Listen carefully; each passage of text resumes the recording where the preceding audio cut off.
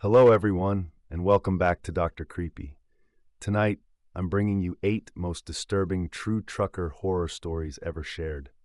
In this episode, we dive straight into the isolated world of long-haul drivers, the endless deserts, abandoned rest stops, and midnight highways where strange things are known to happen far from city lights. These are the encounters truckers don't forget. Lone figures appearing on empty roads, voices whispering through dead radio channels, phantom stations offering fuel that shouldn't exist, and shadows that seem to move with a mind of their own. Each story has been carefully crafted from driver testimonies, documented incidents, and the chilling experiences of those who spend their lives crossing the country in the dark. These events take place in remote stretches of America, where cell service fades, help can be hours away, and the only witness to what happens is the road itself. Out there, the night holds secrets that never make it into police reports. And some truckers are never the same after what they've seen. If you're new to the channel, make sure to subscribe to Dr. Creepy for more true horror stories. Also like the video. Now get comfortable and let's start. I've been a long-haul trucker for most of my life, and if there's one thing the road teaches you, it's that the world feels different at 3 a.m. The darkness has weight. Time stretches. Every mile feels like you're drifting farther and farther from the rest of humanity. But nothing in all those years ever got under my skin like the night I picked her up. It was late October, and I was hauling frozen goods from Arizona up toward northern Oregon. I'd been driving since early evening, trying to reach a rest area north of Ely before sunrise. I was exhausted, running on caffeine and muscle memory, letting the empty desert hypnotize me. Route 93 is one of those highways where you can drive an hour without seeing another set of headlights. Just black plains, distant mountains, and the faint hum of the engine. I usually like that kind of quiet, but that night, it felt oppressive. Around 3:40 in the morning, my high beams caught something on the shoulder, a figure, human-shaped, standing perfectly still just inside the wash of my lights. I slowed down automatically. I wished to God I hadn't. As I rolled closer, the shape sharpened into a young woman wearing a long, dark coat that reached past her knees. She held a small suitcase in one hand, the kind people used to carry on trains in old movies. Her hair was long and tangled by the wind, hiding half her face. She didn't wave me down. She didn't move at all. She just watched the ground like she was listening to something beneath the dirt. Normally, I don't stop. Truckers get warned about hitchhikers all the time, but something about seeing her alone out there, miles from anything, ate at me. It was cold, too cold for anyone to be standing still like that. I pulled onto the shoulder and rolled to a stop about 15 feet ahead of her. For a few seconds, she didn't react. Then she slowly lifted her head and turned toward my cab. Even from inside, with the engine running, I felt a pinch of unease crawl up my spine. Her expression didn't match the situation. No relief, no desperation, no surprise. Just blank observation, like she'd been expecting me. I leaned over and pushed open the passenger door. "You okay out there?" I called out. It took her a moment before she started walking toward me. Each step was too slow, too deliberate, as if she were trying to remember how walking worked. Her coat never fluttered. Her posture never shifted. She moved like a mannequin being pushed forward by invisible hands. I should have closed the door. I should have driven off. Instead, I waited. When she climbed up into the cab, her suitcase bumped against the seat, but she never looked at it. She sat down stiffly, folded her hands in her lap, and closed the door without looking at me. The air instantly felt colder. "You stranded?" I asked. My voice sounded too loud in the dark. She nodded once, just barely. "Where are you headed?" Another pause, then softly, "North." Her voice was calm but flat, like she was reciting a line she'd practiced. "Well, that's where I'm going, so I guess you're in luck," I said, trying to lighten the mood. It didn't work. She just stared ahead, hands clasped too tightly together. As I eased back onto the highway, I glanced at her. No phone, no bag except the small case. No sign of injury or distress. Something about her eyes bothered me. They were dark, too dark, reflecting none of the dashboard lights. We drove in silence for a few minutes. Then she spoke. "Thank you for stopping, Aaron." My stomach dropped. I hadn't introduced myself. I hadn't said my name, not once. I tightened my grip on the wheel. How'd you know my name? She didn't look at me. I know a lot of things.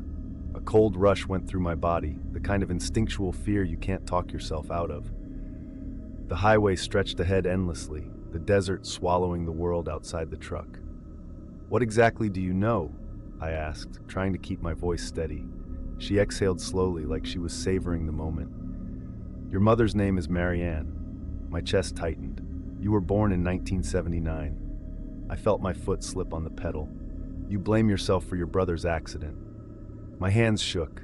Stop, I whispered, but she kept going. You drive at night so you don't have to think about what happened in your father's garage. I slammed the truck onto the shoulder and brought it to a hard stop. Gravel sprayed. The trailer shook violently behind us. My heartbeat hammered in my ears. How do you know that? I shouted. She finally turned her head toward me. Her hair parted just enough for me to see her eyes clearly. Not dark like I thought, but black, pure black, like two holes punched through reality. You picked me up, she said softly. That means you wanted me to know. No, I whispered. No, I didn't. She tilted her head. People always say that, but they stop for a reason. I reached for the door handle, but she grabbed my wrist. Her fingers were ice cold, stronger than they should have been. I yanked my arm back, but she held on effortlessly. You're going to keep driving, she said, because we're not done. Something in her tone, not a threat, but a certainty, made my whole body lock up. We're going somewhere, she continued. Someplace you forgot. But I didn't. Before I could react, the lights in the cab flickered. The dashboard died for a second, then came back.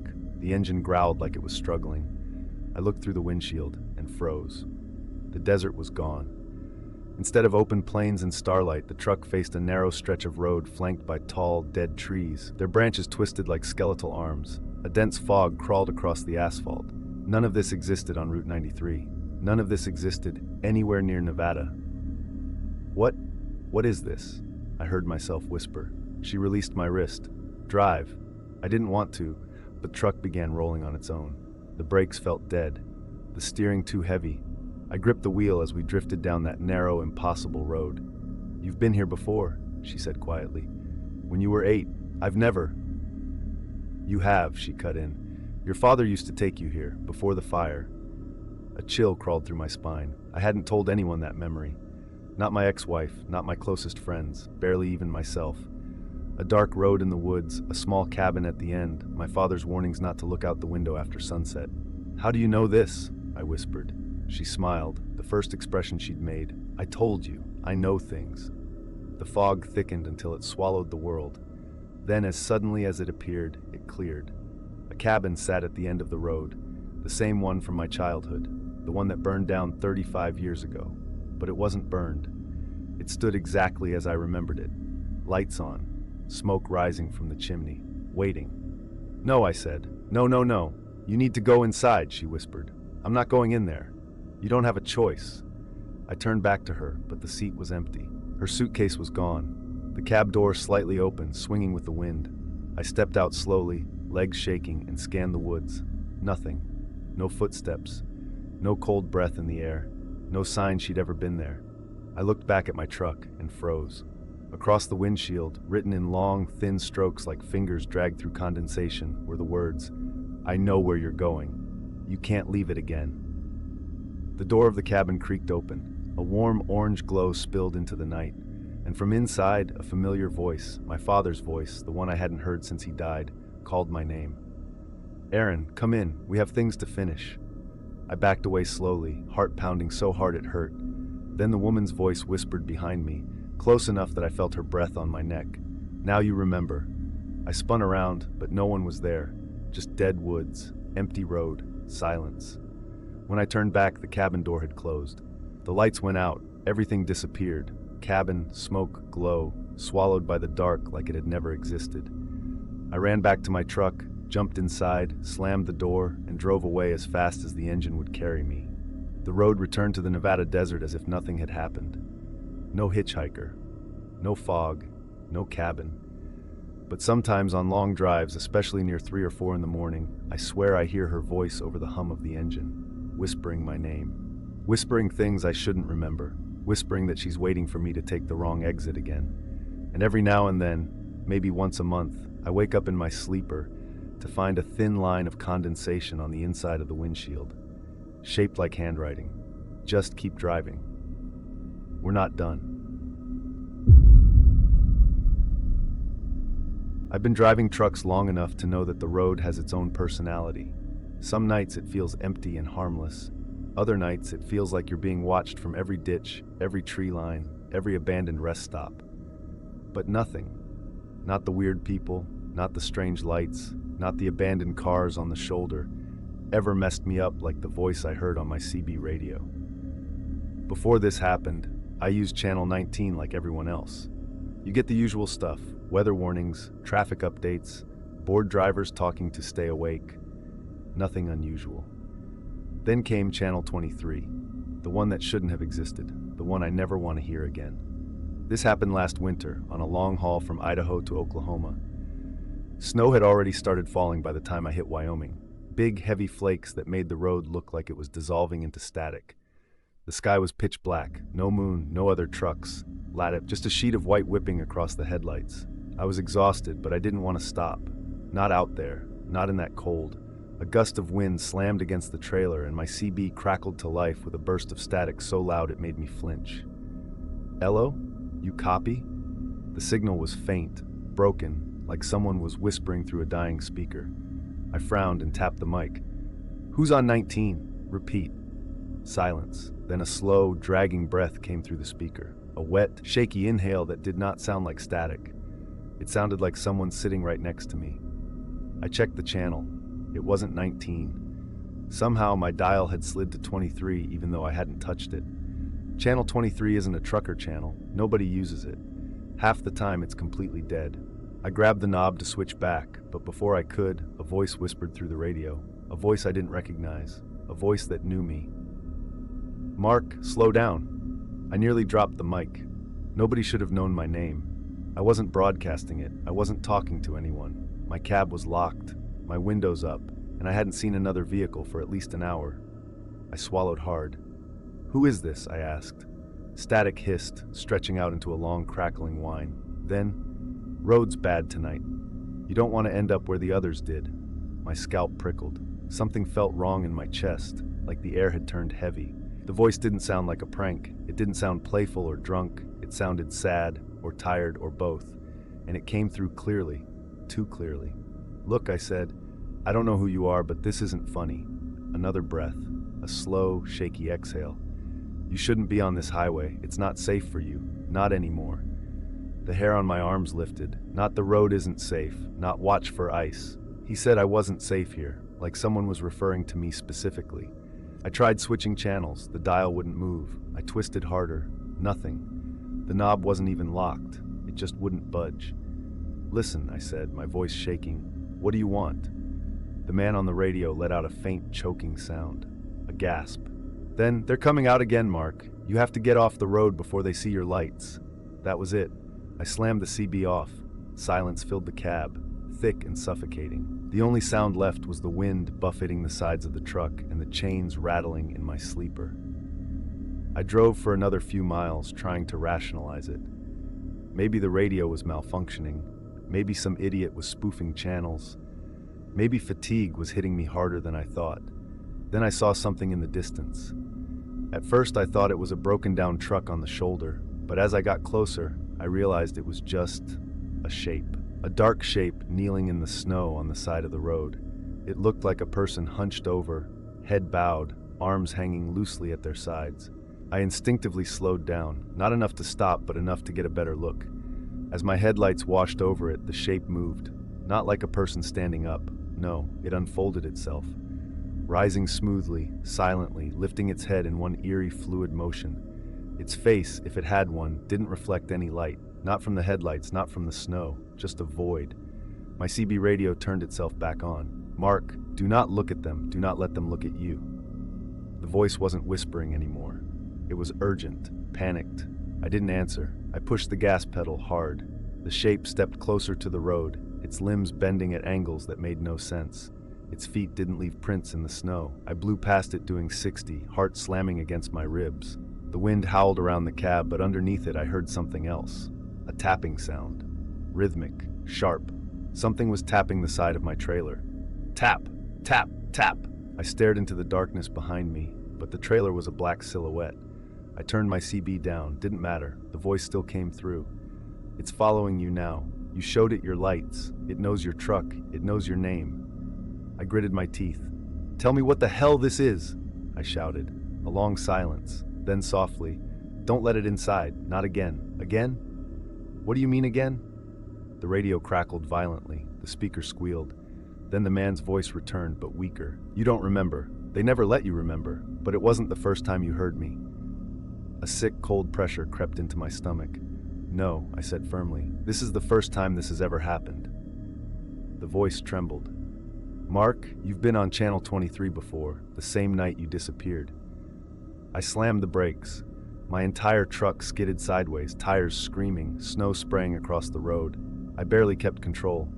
What are you talking about? I demanded. The voice answered slowly, like each word hurt. You were gone for 6 hours. They found your truck on the shoulder, engine running, but you weren't inside. I shivered so hard my teeth clicked. That never happened. Static hissed. They sent people looking for you. They found your footprints, and then they stopped, right in the middle of the road, like you were lifted straight up. My throat tightened. Stop, I whispered. They put you in the ambulance when you came back. Do you remember what you told them? I closed my eyes. No, I didn't remember any of this. You told them, they said they'll come again when the snow returns. The cab temperature dropped instantly. Frost formed on the inside of my windshield. I couldn't breathe. Who are you? I whispered.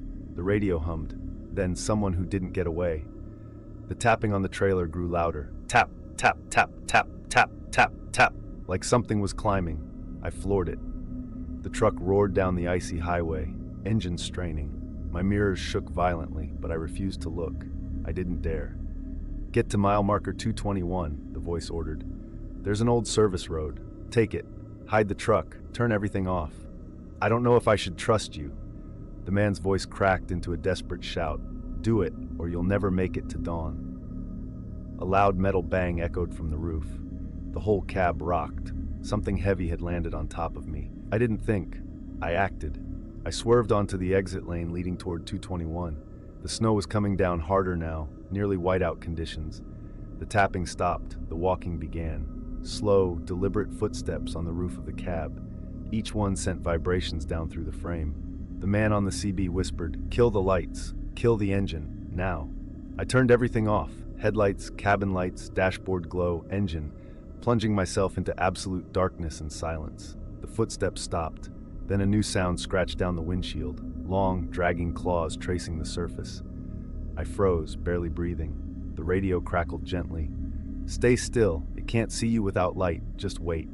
Minutes crawled by like hours. Then gradually, the weight on the roof disappeared. Something slid off into the snow. Silence returned. Is it gone? I breathed.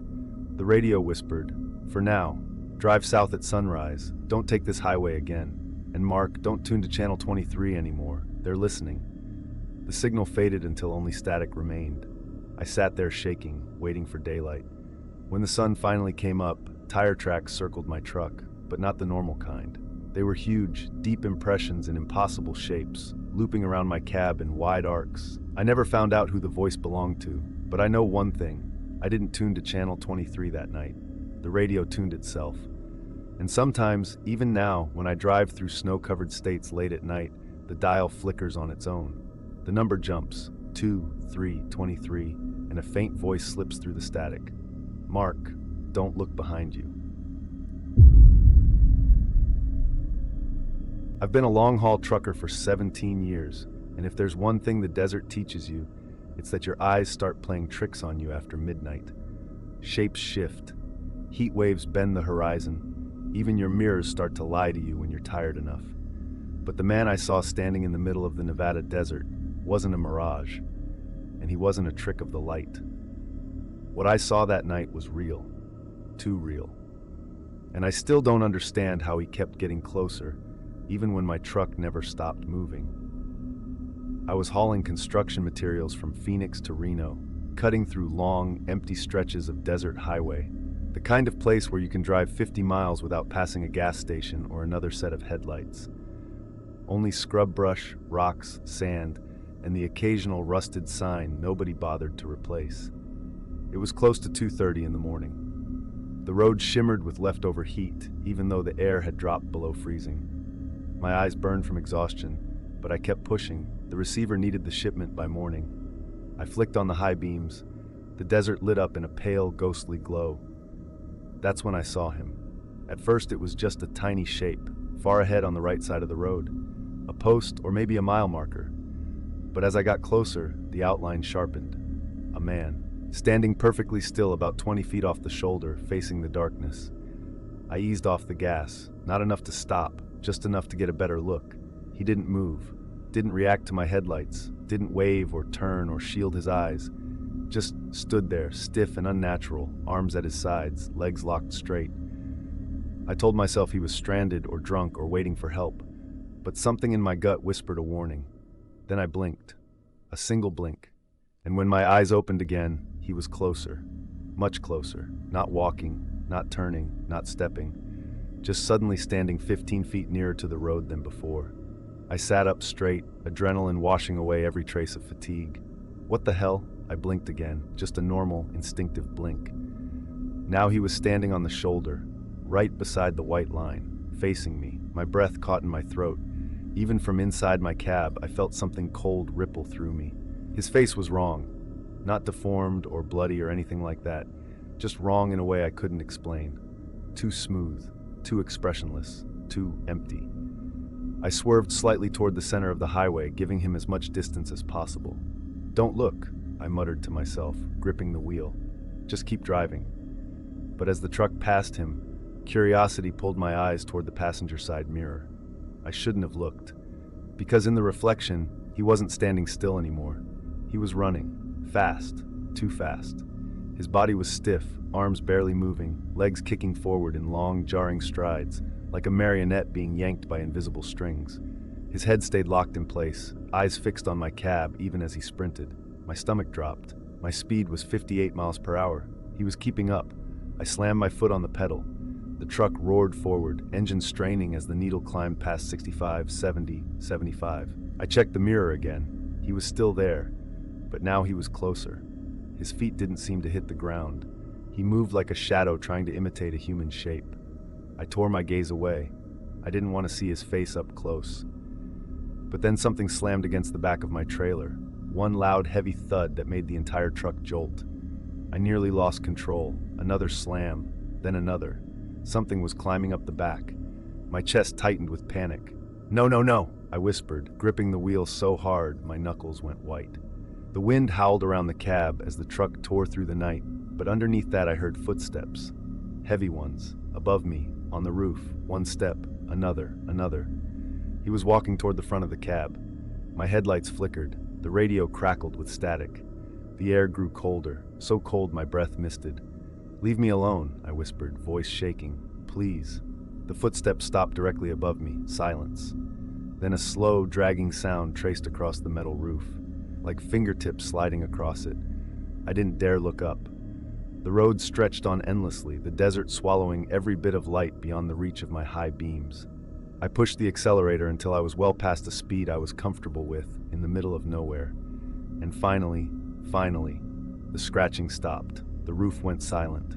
I kept driving. 5 seconds, 10, 15. Then I heard something behind me, a soft, gentle tapping on the back window of my sleeper, like someone lightly knocking with their knuckles. Tap, tap, tap. Every hair on my neck lifted. I refused to turn around. I stared straight ahead, focusing on the two glowing lines dividing the highway, trying to pretend I didn't hear it, trying to believe none of this was real. The tapping got louder. Tap, tap, tap. Then, "Let me in." A voice, a man's voice, right behind my seat. I slammed my fist onto the radio, switching it on to block out the sound, but all I got was static. And beneath the static, a faint whisper, "Let me in, let me in, let me in." My heart pounded so violently I thought I was having a heart attack. I pressed back into my seat, afraid that if I moved even an inch, something would wrap fingers around my shoulder. The desert stretched endlessly, and then, just when I thought I was about to pass out, the whispering stopped. All at once, no footsteps, no tapping, no scratching, just silence, smothering, suffocating silence. I didn't dare breathe. I didn't dare speak. I didn't dare turn around. Not until maybe 20 minutes later, I saw a faint glow on the horizon.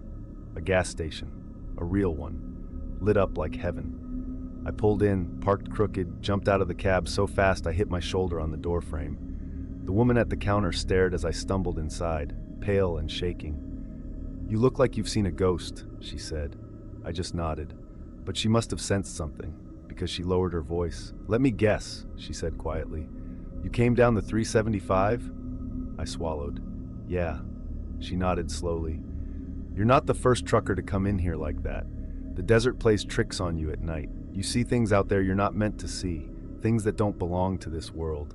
I stared at her. She stared right back. Then she nodded toward my truck parked under the lights. "You should go check your roof." My blood ran cold. I stepped outside, heart pounding, and looked.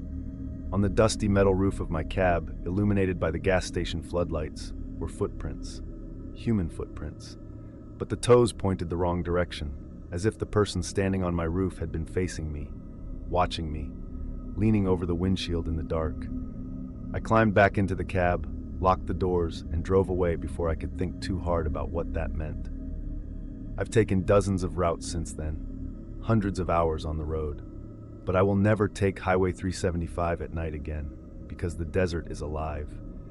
And some things out there, some things shaped like people, don't want you to pass through their territory without noticing them.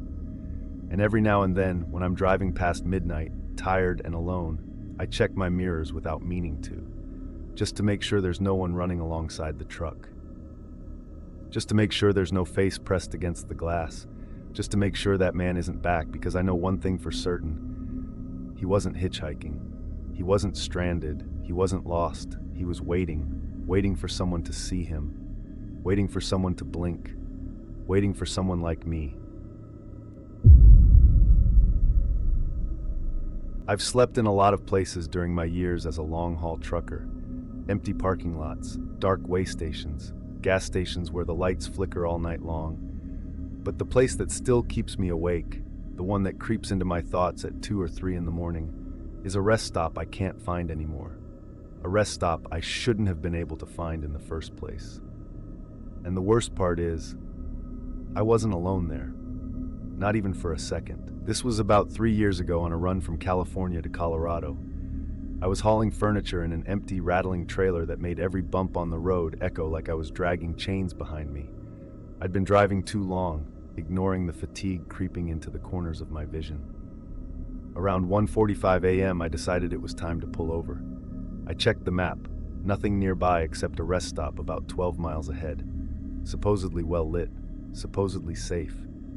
When I finally saw the sign glowing in the dark, I felt relieved, more relieved than I should have. The entrance curved away from the highway, disappearing behind a line of tall pines. No other vehicles went in or out. It felt oddly isolated, but I chalked it up to the time of night. I turned in. At first glance, it looked normal. Long lot, bathrooms, vending machines, a dim building that might have been a security office. But as I rolled in deeper, something felt off. Too quiet, too still, too empty. There were cars parked along the far side of the lot, maybe 6 or 7 of them, but none with lights on, none with movement inside, none with their engines warm. They looked abandoned, coated in a thin layer of dust like they'd been sitting for years. I parked near the middle, killed the engine, and let the silence settle. I told myself not to overthink it. A lot of rest stops are weird at night. I stepped out to stretch, and the moment my boots hit the pavement, I froze. Every car parked in that lot was facing my truck. All of them. Lined up neatly in a row, angled directly toward me. It gave me a strange sensation, like I'd stepped into a waiting room where I was the only one late for the appointment. I swallowed, shook it off, and decided to hit the restroom. The air felt heavy, as if the night itself were holding its breath. The bathroom lights flickered when I walked in. It smelled like damp concrete and stale air. I was washing my hands when I heard footsteps, slow, dragging footsteps moving across the tile. I turned off the faucet, waiting. The footsteps stopped. "Hello?" I called. No answer. The lights flickered again, harder this time, humming with electricity. And in that half-second flash, I saw something in the mirror behind me, a shadow standing at the far end of the bathroom, too tall, too still. When the light steadied, the shadow was gone. I left immediately. Outside, the whole rest stop felt different. The temperature had dropped, and the pines that bordered the lot swayed gently despite the still air. I jogged back toward my truck, but when I reached it, my breath caught in my throat. The cars, the ones facing my truck, were closer, at least 20 feet closer. All of them. I hadn't heard engines, hadn't heard doors, hadn't heard tires on pavement. They were simply nearer. Their headlights reflected faintly, even though none were turned on, giving the illusion of eyes staring at me from across the lot. I climbed into my cab, slammed the door, and locked it. My heart was hammering. I told myself it had to be exhaustion, sleep deprivation. Maybe I'd misjudged the distance, but then I saw something that made every hair on my arms lift. There were people inside those cars now. They hadn't been there before. I was certain of it. Figures sitting stiffly in the driver's seats, faces staring straight ahead, eyes wide open. I leaned forward to get a better look, and one of them moved. Only their head, only their face.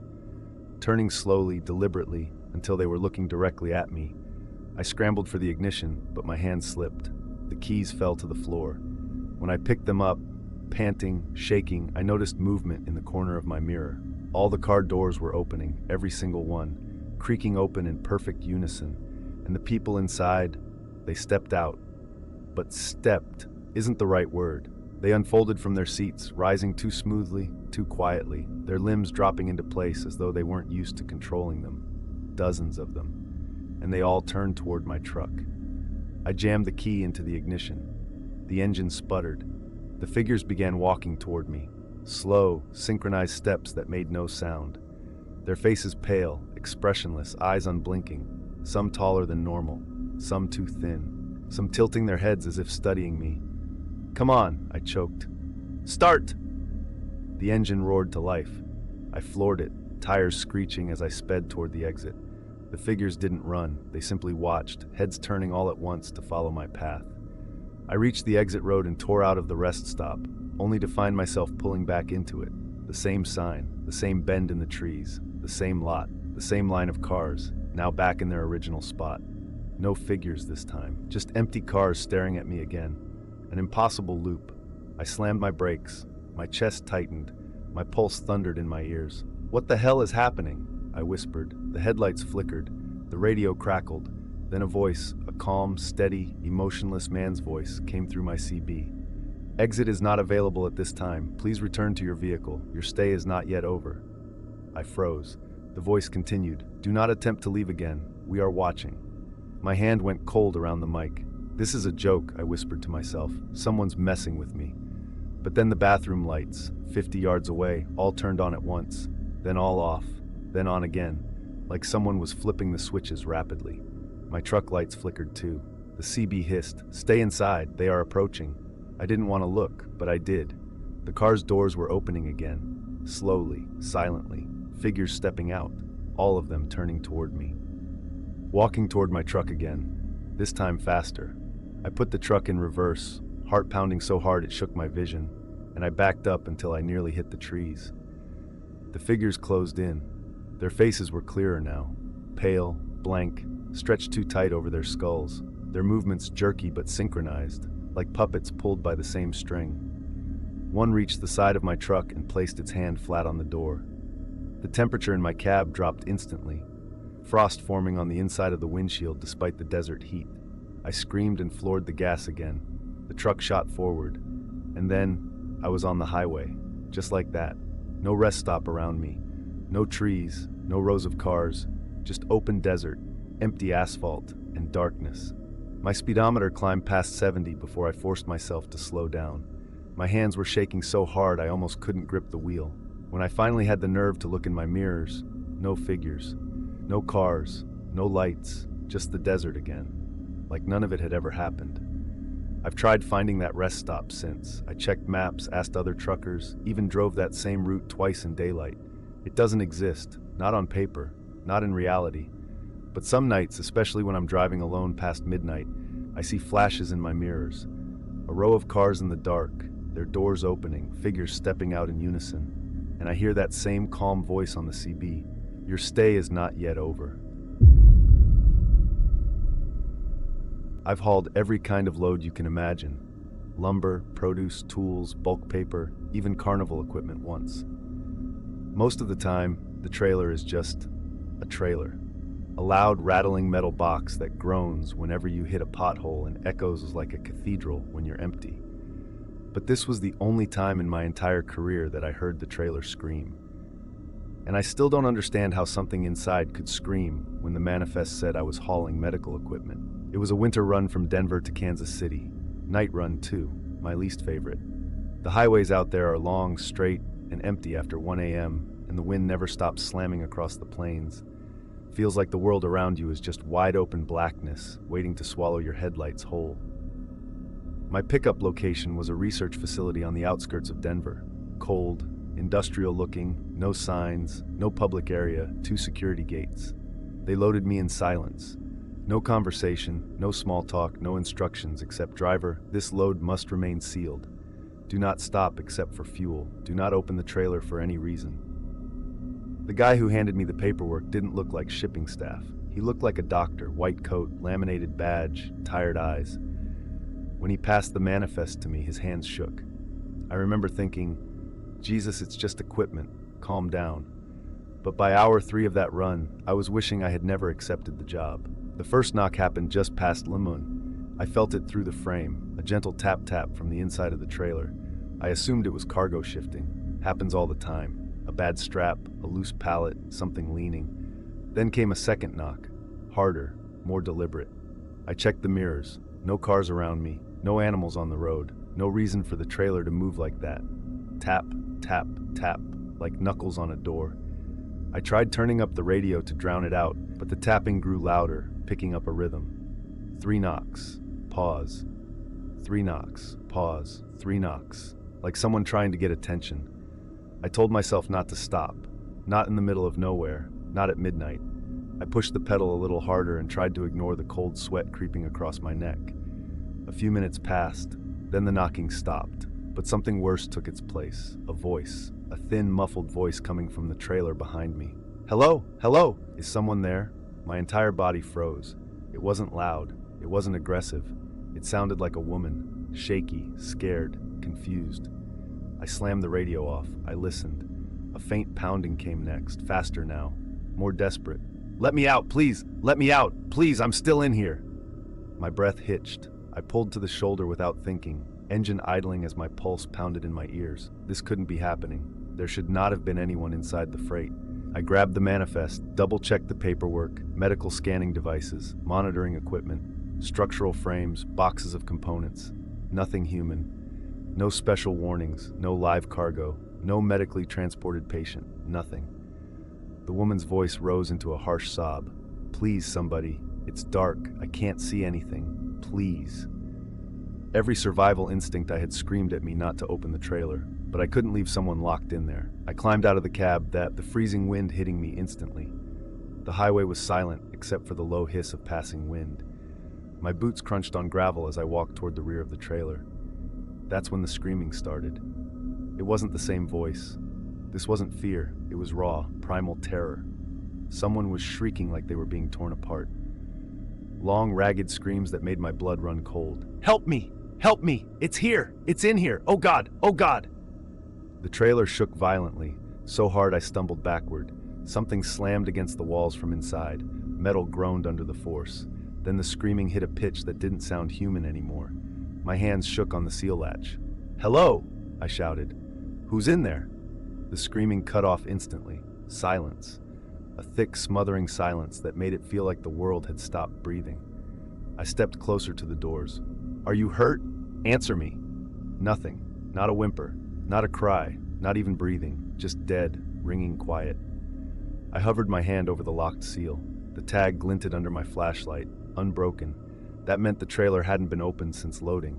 That meant I looked around. No cars for miles, no lights in the distance. Just me, the truck, and whatever was inside. I told myself it had to be equipment settling, or a trapped animal, or a loose panel. But deep down, I already knew none of that was true. When I got back into the cab, my hands were trembling so hard I could barely hold the wheel. I pulled back onto the highway, heart thundering. I didn't want to hear anything else. I didn't want the trailer to make a sound, but it did. Not the woman's voice, not the screams, something worse.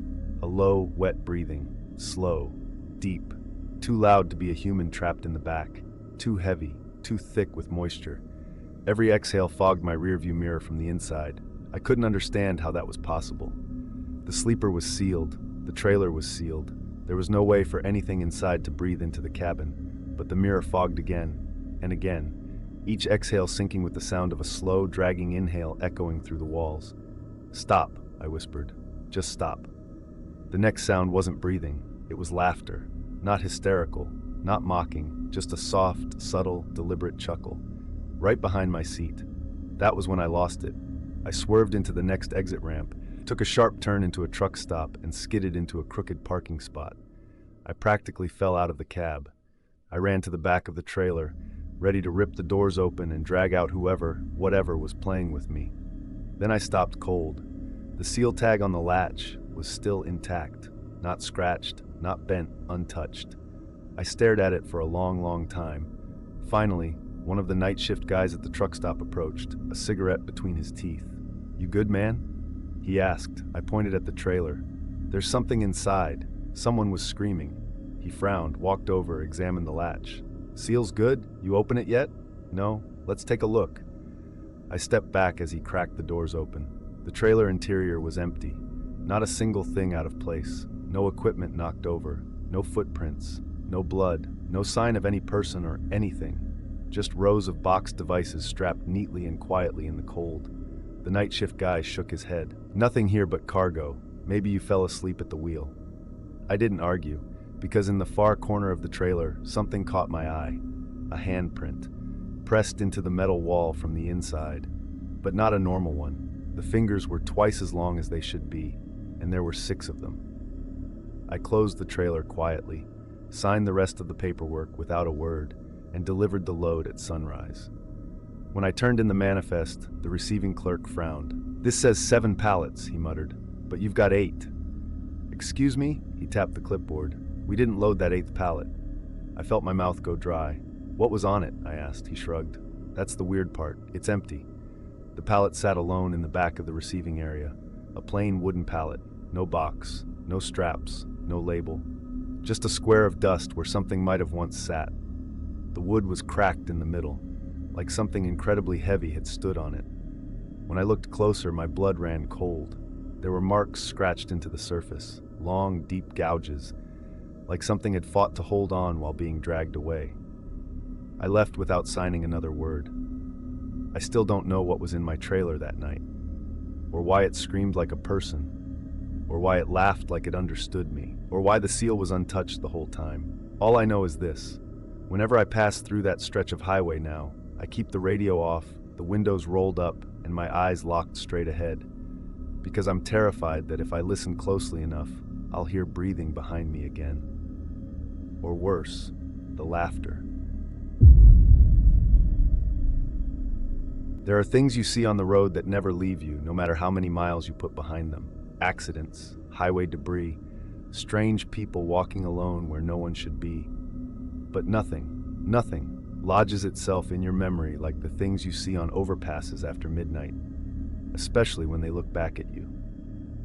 This happened last year on a haul from Salt Lake City to Missoula. A simple route. I'd driven it hundreds of times.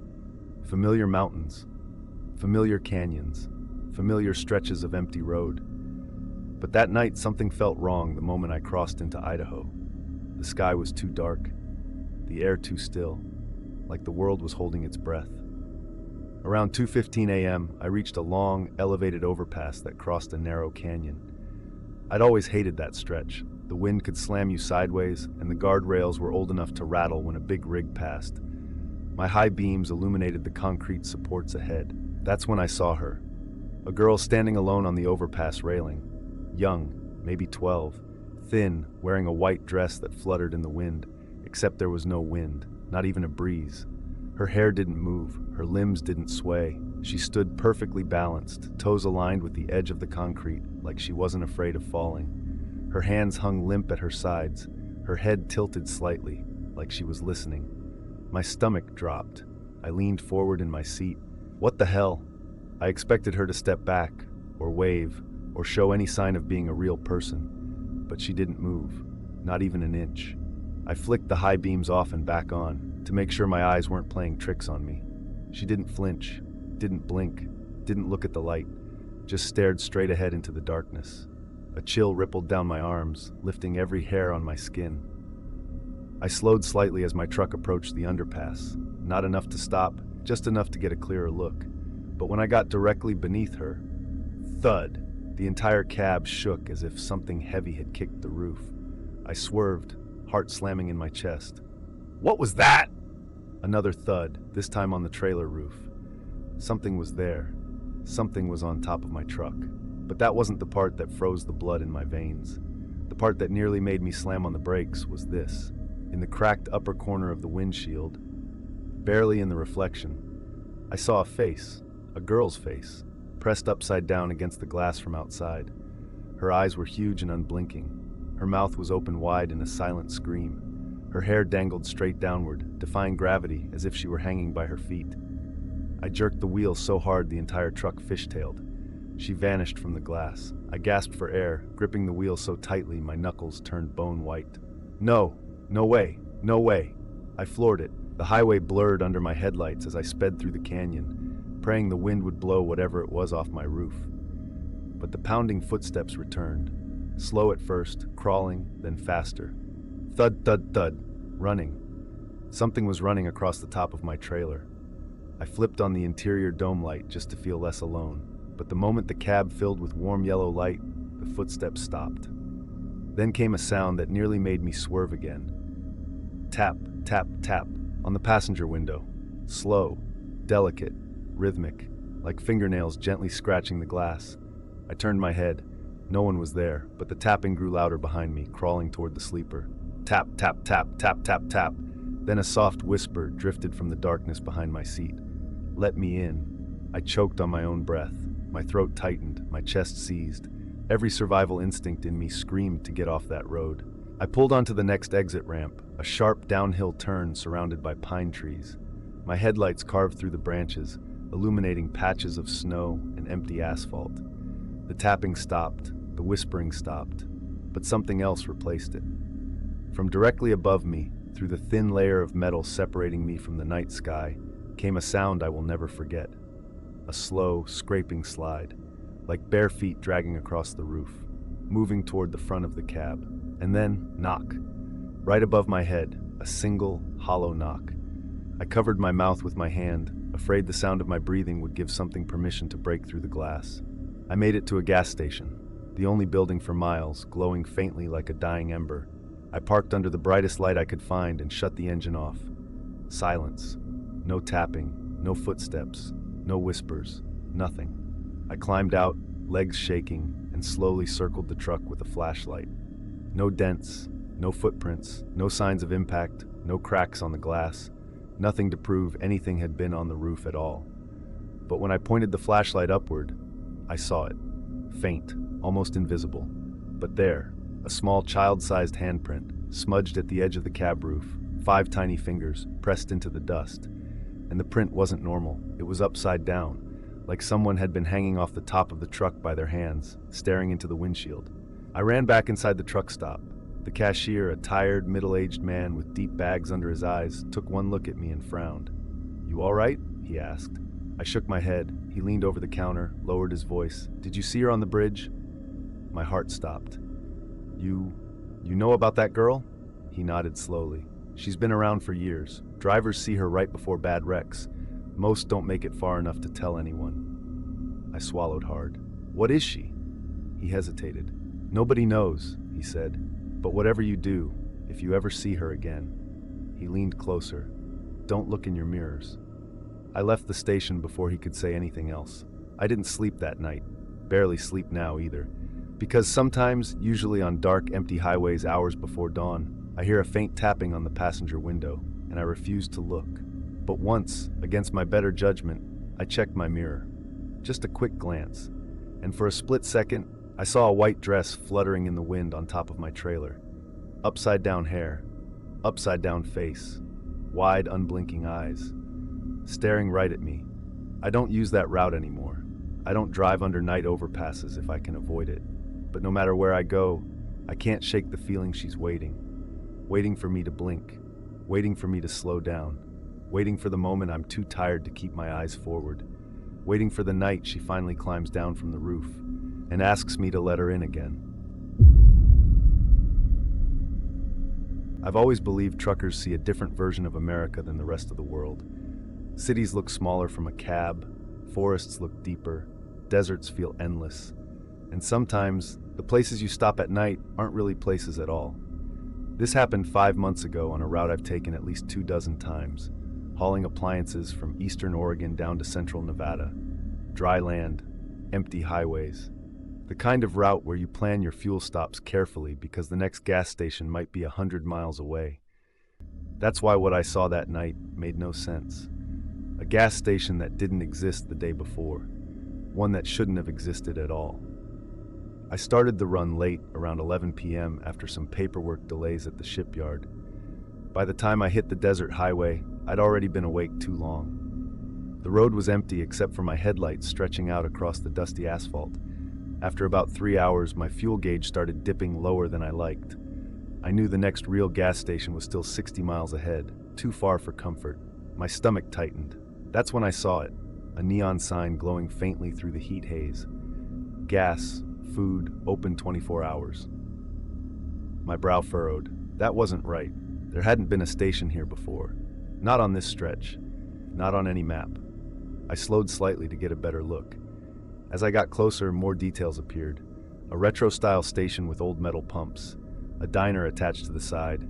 Yellowed lights buzzing overhead. A Coca-Cola sign so faded it looked almost antique. It reminded me of stations from the 1950s. Nostalgic, warm, strangely inviting. Except the lot was empty. No cars, no people, no noise, just a faint hum of electricity. Against my better judgment, I pulled in. The gravel under my tires felt soft, like it hadn't been driven on in years. The air was oddly warm, despite the cold desert night. The only sound was the buzzing sign and the ticking of my engine cooling down. I stepped out of my cab. The station lights flickered once, then steadied. A bell inside the diner jingled, as if someone had just walked through the door. But no one was there. The interior was dimly lit, red vinyl booths lining the windows, bar stools arranged perfectly around a long counter. A small jukebox sat glowing softly in the corner. It looked lived in, used, warm, but it smelled like old dust and something else, something like rotting wood. I approached one of the pumps. The hose was cracked. The digital screen didn't turn on when I lifted the nozzle. I tried squeezing the trigger. Nothing. I sighed. Great. What the hell is this place? Then a voice drifted from behind the diner door, soft, hoarse. You can't leave yet. My heart slammed against my ribs. I turned fast, scanning the windows. No one. The diner door slowly swung open a few inches, creaking loudly on unoiled hinges. A faint warm glow seeped out from inside. Hello? I called. Someone here? Silence. Then the jukebox clicked on. A slow, warped old song crackled through the speakers. Something from the 1940s, distorted and drowning in static. The melody warped in and out, too slow at parts, too fast at others, like the machine was struggling to play after years of disuse. I backed away from the pump. Every instinct screamed at me to leave, but my fuel gauge was low enough that I needed to at least check if there was an employee. I stepped onto the diner's front porch. The wooden floorboards groaned under my weight. Anybody working? I called. Still nothing. Inside, a figure suddenly moved. Only for a second. Just a flicker of motion at the end of the counter, like someone stepping behind the doorway into the kitchen. Hey! I yelled. Wait! I pushed the diner door open. A wave of warm air washed over me, thick and heavy, smelling like sour milk left in the sun. The lights inside flickered. The jukebox kept playing its slowed-down song. The booths were dusty, the napkin holders empty, half the stools crooked. But everything looked staged, like someone had placed each object exactly where they wanted it. I stepped toward the counter and froze. Something scratched under my boot. I lifted my foot. A Polaroid picture lay face down on the linoleum. I picked it up, expecting some old snapshot of the diner. Instead, my blood turned to ice. It was a photo of my truck, parked exactly where it was outside. Same angle, same lighting, everything identical. Except, there was someone standing next to the driver's door. A woman, face blurry, head slightly tilted, hands resting on the glass as if she were staring inside. I dropped the photo like it burned me. The jukebox stuttered, then screeched as if the record was being twisted by hand, the slow, syrupy melody accelerating into a warped shriek. I stumbled backward, heart pounding. Then a whisper drifted from the kitchen doorway. "You came back." I turned toward the voice. A silhouette stood at the threshold, a tall, thin figure, unmoving, its face lost in the dark. Every muscle in my body locked. "I've never been here," I whispered. A pause, a long, heavy pause. Then the voice replied, "You leave every time, but you still come back." I backed away, refusing to take my eyes off the doorway. The jukebox suddenly cut out mid-note. The lights flickered violently. Then, click, everything went dead. Darkness swallowed the diner. I rushed toward the door, nearly tripping on one of the stools, and shoved it open. Outside looked wrong. The neon sign wasn't flickering anymore. It was completely dead, but the pumps were lit, all of them, bright white light glowing from machines that looked too old to function. My truck's headlights were on too, but I hadn't left them on.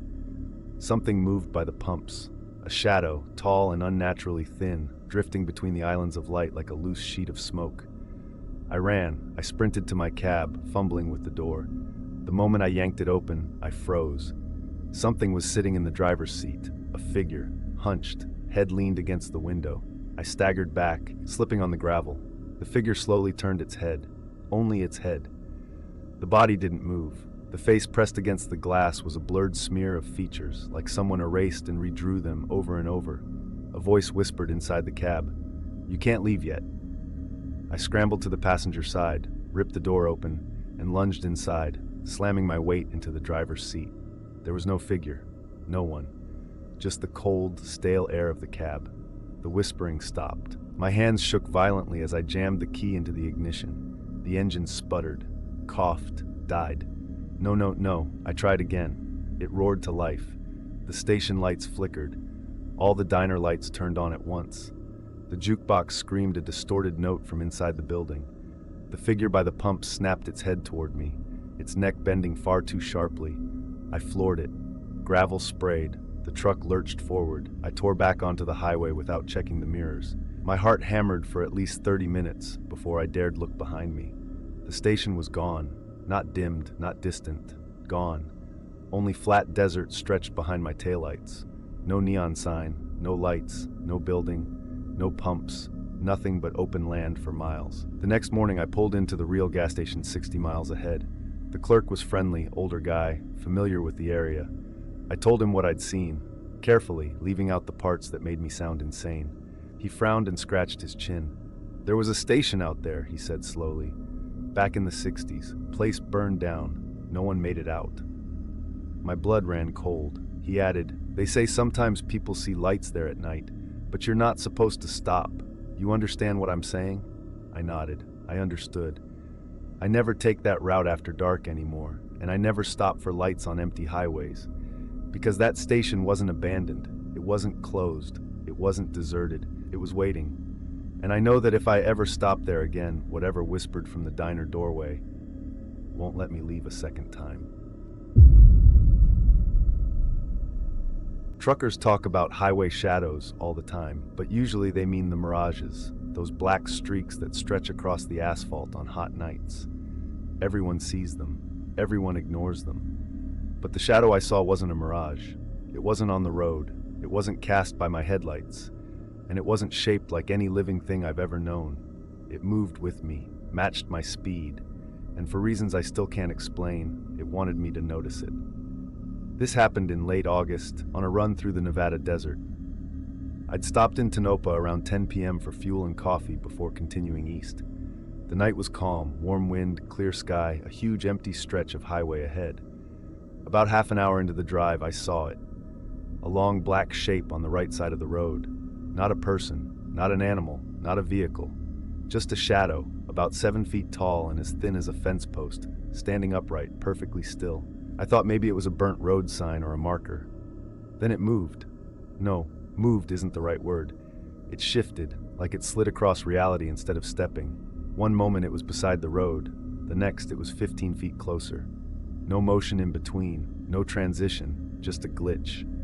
My brain tried to snap to some explanation. Trick of the headlights, maybe something reflecting weird on the desert ground. I blinked hard. It didn't help, because now the shadow was running alongside my truck. Let me be clear, this thing didn't have legs or arms or a head. It looked like a vertical smear of darkness, like someone cut a human-shaped hole in the night, and yet kept pace with me. I was doing 62 miles per hour. It matched me effortlessly, gliding instead of running. No kicking dust, no sound, just shifting smoothly across the sand. My whole spine locked up. Every nerve screamed at me not to look at it again. So I didn't. I kept my eyes straight ahead, but minutes passed, and the presence didn't leave. I could feel it. Not like watching, more like waiting, observing, studying, and then changing. Something about its shape wasn't stable. It stretched, contracted, tilted, almost like it was trying out different forms, different proportions, different possibilities, as if it was testing itself, or testing me. Around midnight, I hit a long curve in the highway that forced me to look right for a moment. My heart stopped. The shadow was now right next to my passenger window, not outside on the sand, not on the shoulder, next to the truck. Close enough that if it had a face, it would have been looking directly in. But it still wasn't a person, still featureless, still wrong in ways my brain didn't know how to process. The darkness making up its body wasn't solid. It rippled like smoke underwater, or fabric moving in slow motion. I jerked the wheel slightly, panicking, but the thing didn't react. Then something truly impossible happened. My headlights flickered, the shadow flickered with them. When the lights dimmed, it stretched wider. When they brightened, it thinned again. Like it was tied to my truck's electrical system. Like my truck was powering it. I slammed on the high beams. The shadow dissolved instantly. Not like it moved away, not like it escaped. It just broke apart, shredding into thin wisps of darkness until nothing remained. I almost cried in relief, but 30 seconds later, it returned. This time behind me, a long streak of darkness in the center of the road, following exactly behind my trailer, perfectly aligned with my taillights. I sped up to 75, then 80. It didn't fall behind. It glided, perfectly, smoothly, as if the road itself were carrying it. It followed me for at least another 15 miles. Not always visible. Sometimes I'd glance at the mirrors and see only open desert. But each time the headlights flickered, the shadow flickered with them. At that point, logical reasoning gave up. My mind went blank except for one primal animal instinct. Get away. Now. There was a small rest pull-off ahead. Not a full rest stop, just a dirt turnout with a green sign. I swerved onto it and rolled to a stop, shaking. I kept my hands on the wheel, breathing hard. Then I saw headlights behind me. Another trucker, old Peterbilt, rattling, probably 20 years old. He rolled down his window as he pulled alongside me. "You all right there?" he asked. His voice was deep, calm, a veteran driver, probably in his 60s. I hesitated. "You ever see something strange on this highway?" I asked. He raised an eyebrow. "Strange how?"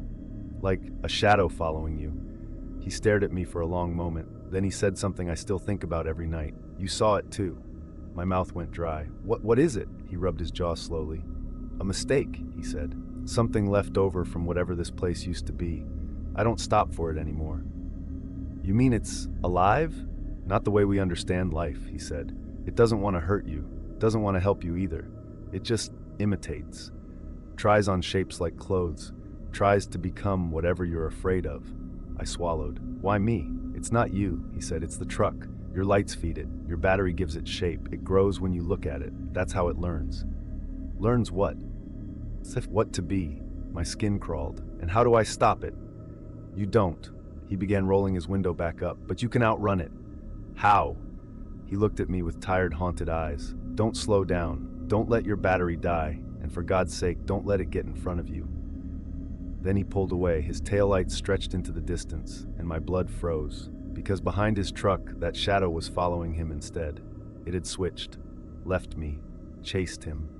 Like it had chosen a new shape to study, a new driver to imitate. That was the last I saw of him. The next morning, a report went out on the CB. A Peterbilt had been found abandoned 30 miles east. Engine still running, doors open, driver nowhere. Only thing inside was a smear of dark soot across the dashboard in the shape of a person sitting there. I don't drive that stretch at night anymore. I don't drive alone when I can help it. And I never let my headlights flicker. Because sometimes, especially on long desert hauls, I see something out on the sand. A tall, thin shadow, standing perfectly still, waiting for a truck to come by so it can learn a new shape again.